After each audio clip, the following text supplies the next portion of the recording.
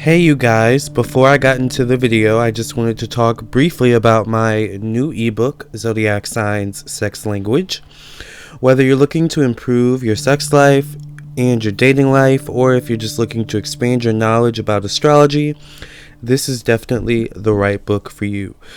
This book is meant to help you improve your sex life, your dating life, and your love life, your relationships, and to spice it up in the bedroom if need be, or to just once again help you learn more about astrology. So if you're interested in any of these things, if you're interested in learning about the different love languages and the different sex languages of the zodiac signs, definitely look into getting this book, Zodiac Signs Sex Language, written by me, edited by me, and designed by me, Lamarr Townsend.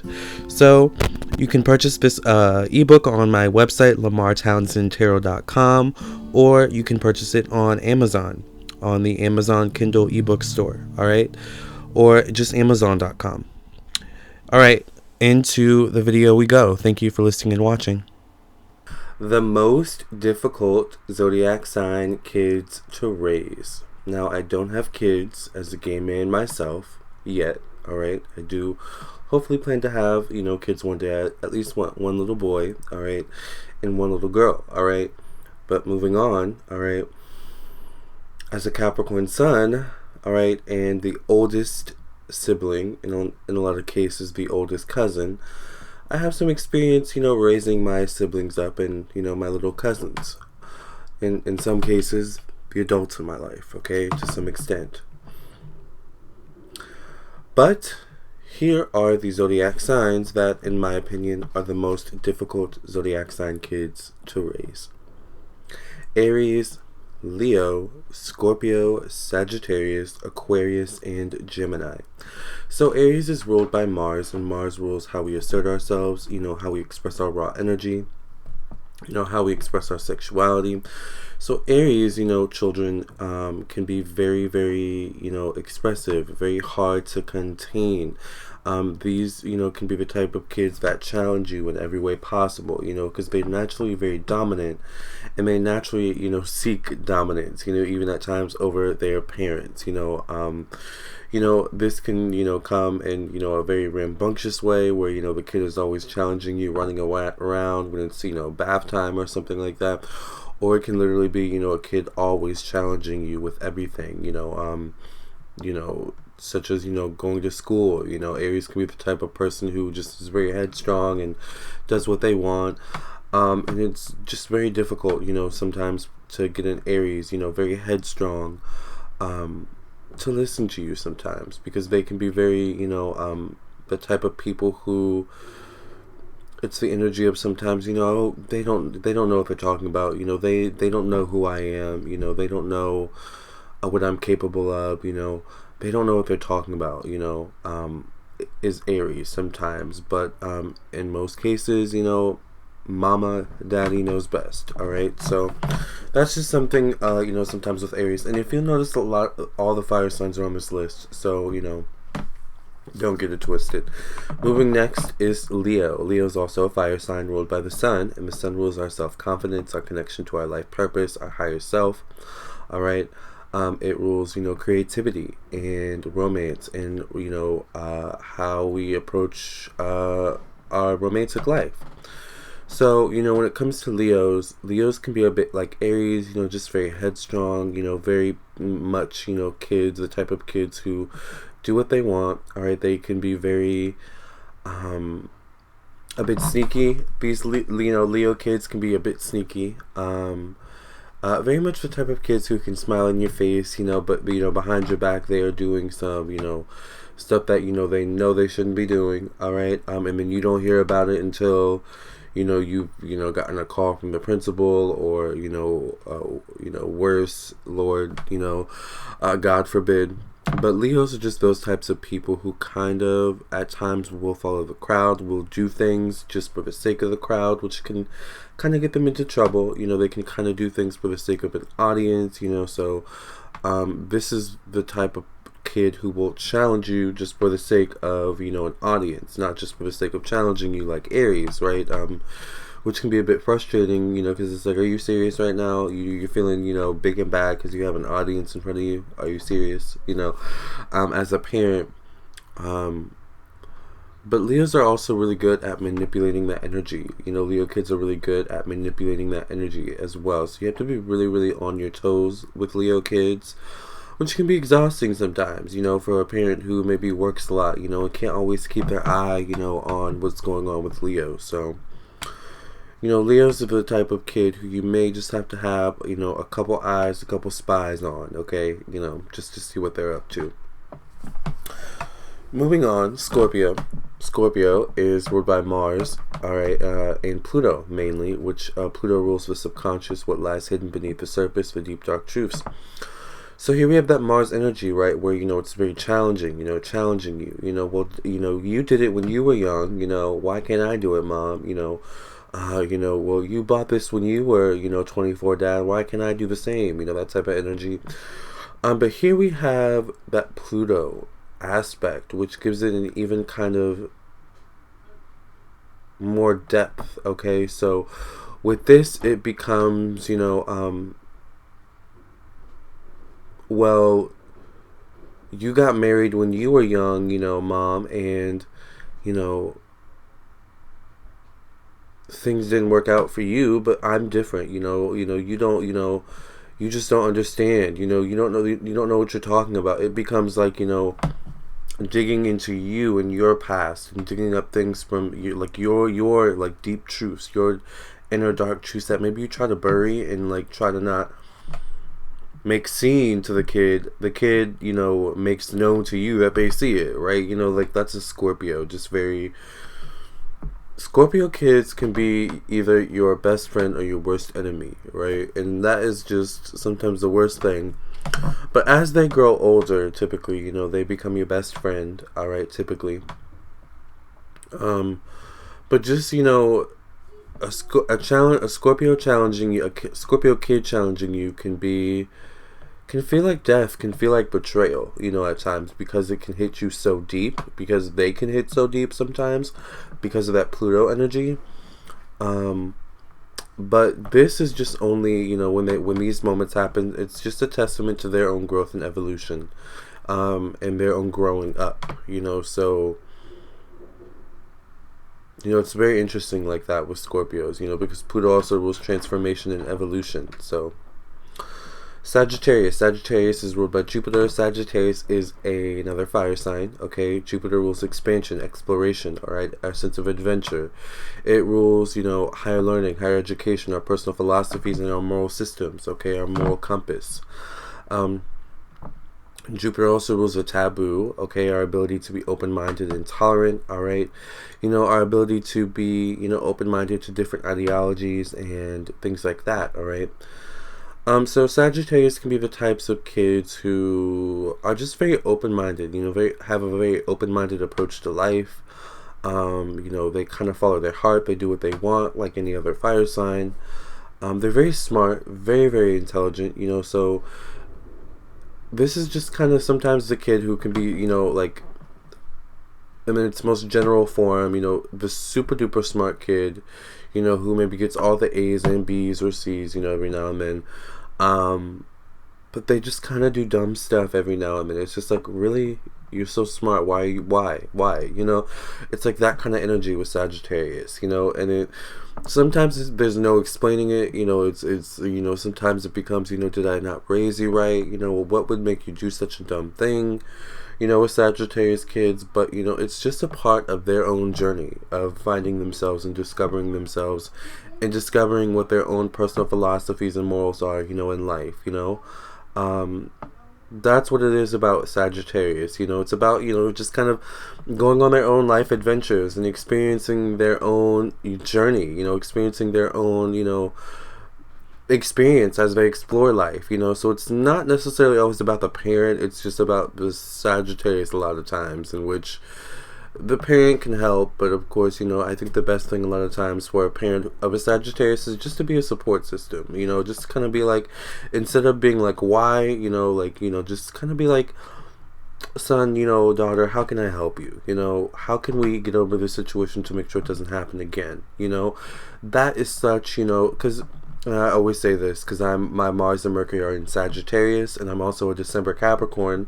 So, I was born in the month of Sagittarius at the tail end of it, so I'm on that cusp of Sag Cap. I always say, for Sagittarius, it's not necessarily what you say or what you do, it's how you say it and how you do it. Okay, so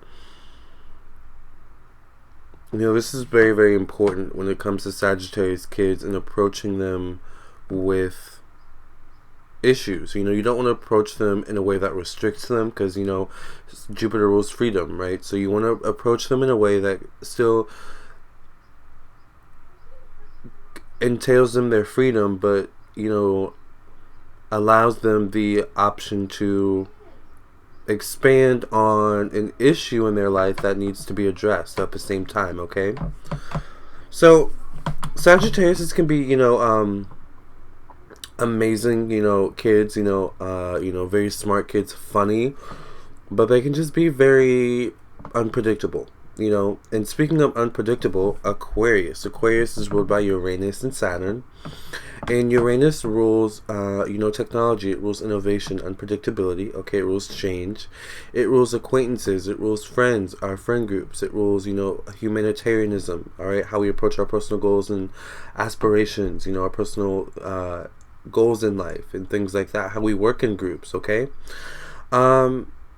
And just like Sagittarius, Aquarius can be very unpredictable, okay, because, Uranus rules change, unpredictability. So these types of kids are always changing. They're always doing something new. They always seem to, be creating something, always seem to, their mind always seems to be working, and creating. They always seem to be creating, so this is the type of kid who you can, typically leave, alone, to their own devices. That's typically how they like to be, left to their own devices.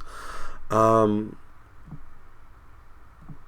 sometimes, they can find themselves like Sagittarius into just doing some dumb stuff, some getting into a little bit of trouble. But I will say Aquarius kids are better at kind of covering up that trouble that they get into a little bit better than Sagittarius is.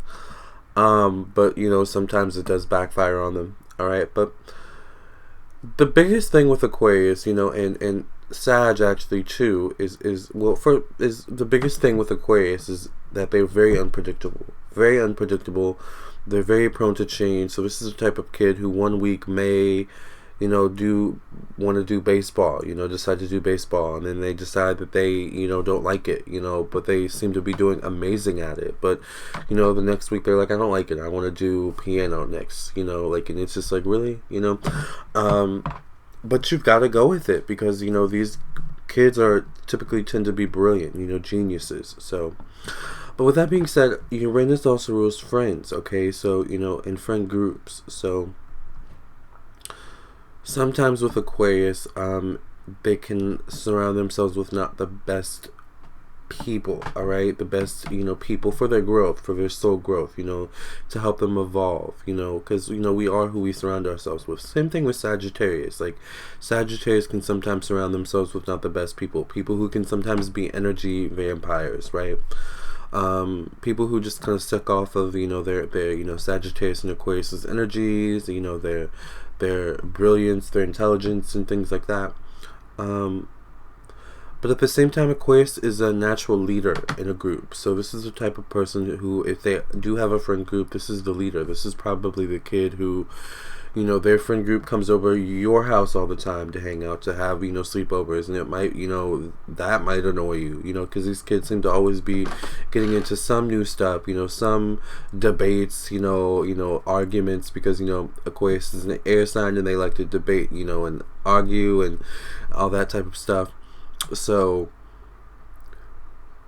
this can be a kid that will definitely keep you on your toes, but, in a very, very mental kind of way, okay? Like, what is he or she going to do next, Alright, speaking of that, lastly, Gemini. Gemini is also an air sign ruled by Mercury, okay? Mercury rules communication, the intellect, the mind, okay?